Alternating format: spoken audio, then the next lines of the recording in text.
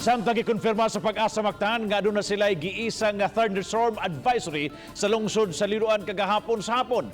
Matod ni Engineer Jomar Iclarino, alas 12:57 sa hapon nila giisa ang abiso sa pag-uwan-uwan o pagpanugdog ingon man kilat nga na makaapekto sa mga dapit. Gibutyag ni Engineer Iclarino kabahin sa ilang advisory labi na kung magpangilat nga likayan ang mga posibleng modakop pa sa liti. Lakip nini ang mga isolated trees o nagbuwag ng mga kahoy o sa usa ka open field ingon man bodies of water. Apin ang putaw og ang samin hani sa dapit na hitabuan sa barangay Poblasyon Liloan ang mga biktima nga namatay human maigo sa kilat nagpasilong sa payag-payag tungod kini sa kakusog sa uwan o sa kadakong punuan sa lungboy nga mo'y gituhuan nga naigo sa pagliti.